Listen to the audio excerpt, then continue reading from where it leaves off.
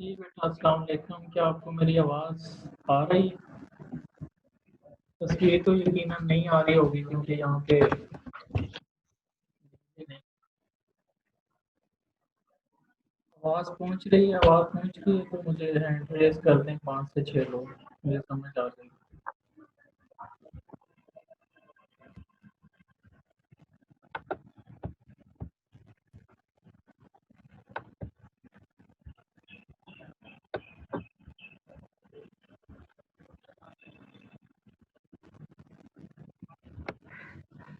Okay,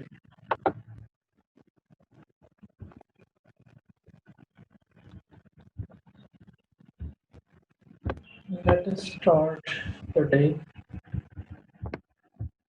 with functional analysis.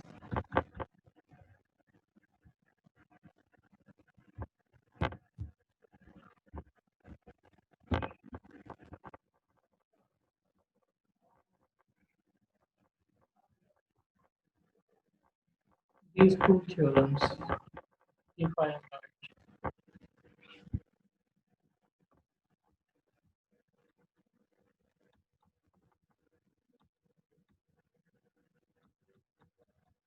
बेटा ये हम लास्ट टाइम डिस्कशन में थे, लीनियर कॉम्बिनेशन वाला थ्योरम हमने किया था, अगर आपको याद हो।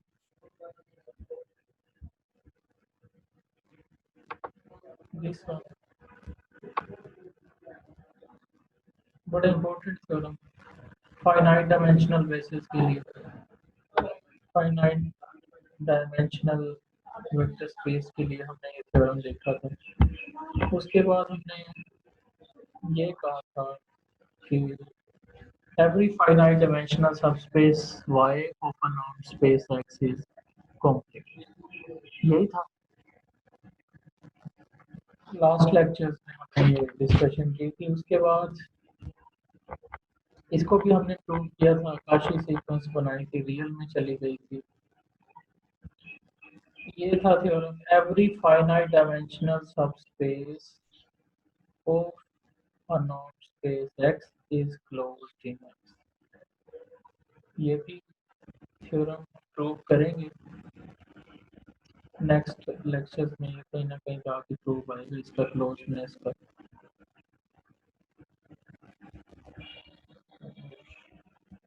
आज का जो हमारा टॉपिक है वो है नॉर्म, इक्विवेलेंट नॉर्म्स।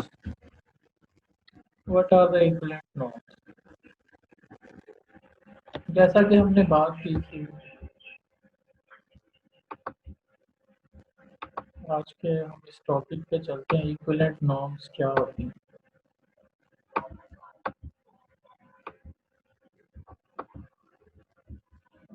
आपको याद होगा कि हमने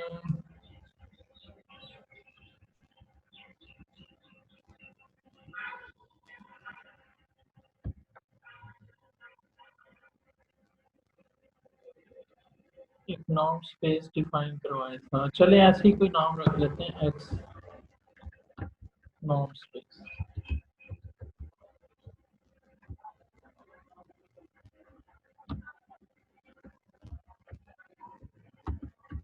with two different norms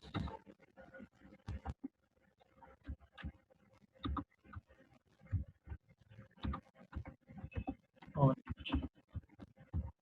norm basically क्या था? एक फार्मूला था।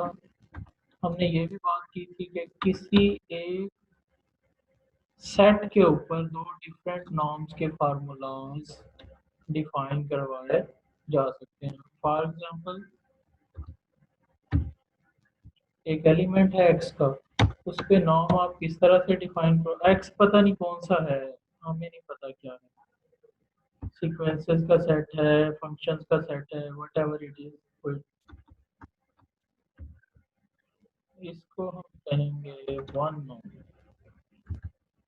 या नॉट नॉर्म। नॉट नॉर्म कह लें कुछ वक्त के लिए। ये भी एक फार्मूला होगा, किसके ऊपर ऑपरेट होगा?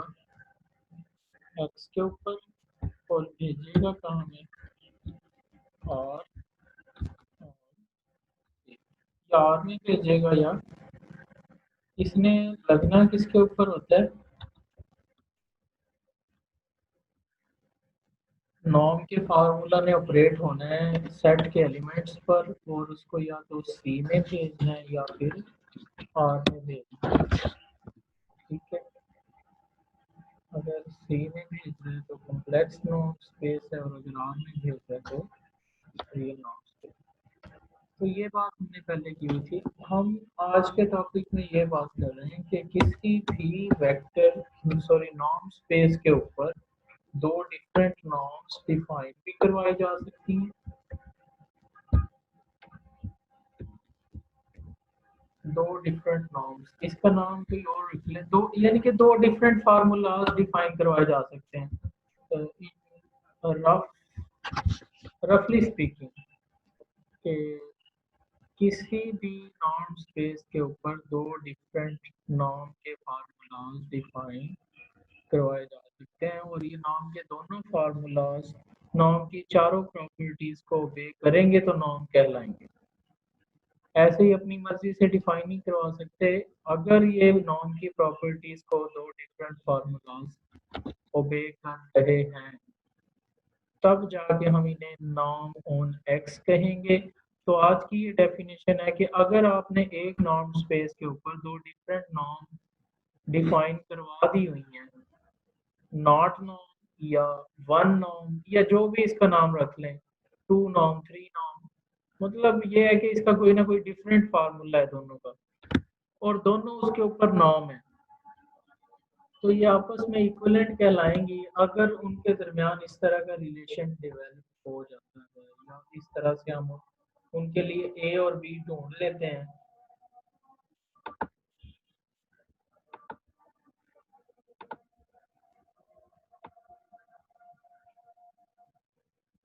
इसकी डेफिनेशन को हम पढ़ते हैं।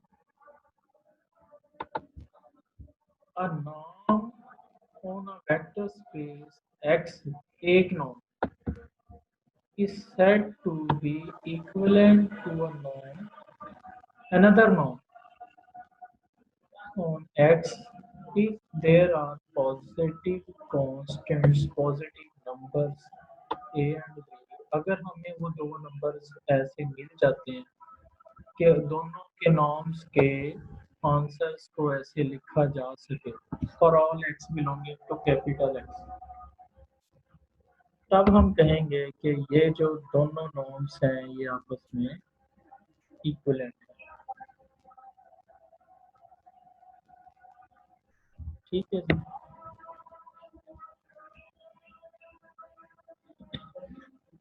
किसी भी नॉन स्पेस की बात कर रहे हैं हम। अच्छा, नेक्स्ट थ्योरम है 2.45। 2.45 से भी ऊपर एक थ्योरम है equivalent norms on x define the same topology for x.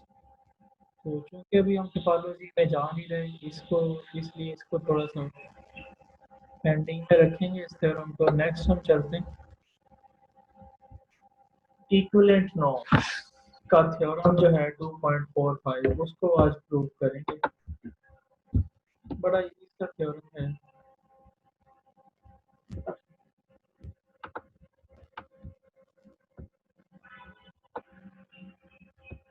जैसा कि हमने अभी बात की, एक नॉर्म स्पेस के ऊपर दो डिफरेंट नॉर्म के फार्मूलाज डिफाइन करवाए जा सकते हैं।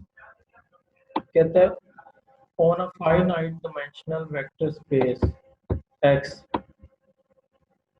आपके पास फाइनाइट डायमेंशनल है। व्हाट डज इट मीन कि एलिमेंट्स में बेसिस में जो एलिमेंट्स की तादाद है वो फाइनाइट है। कहता है आपके पास एक वेक्टर स्पेस है, वो फाइनाइट डायमेंशनल है, उस पे दो नॉर्म्स आपने डिफाइन करवाई हुई हैं, वो जो कुछ भी हैं वो आपस में क्या होंगे, इक्विवेलेंट होंगे। डेफिनेशन ऑफ इक्विवेलेंट नॉर्म्स हमने लिख ली हुई है, दोबारा से लिखते हैं। इक्विवेलेंट नॉर्म्स की डेफिनेशन लिख लेते हैं।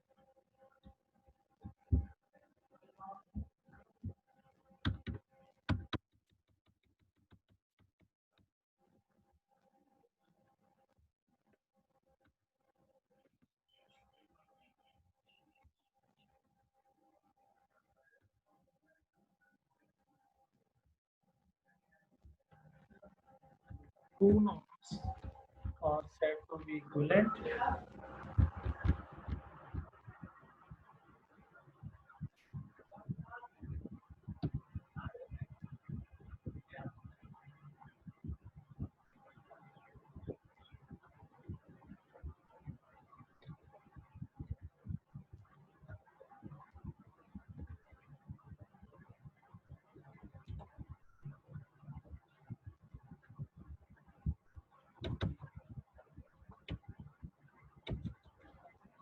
चलिए ये हमने इंट्रोडक्शन लिख दी हुई है।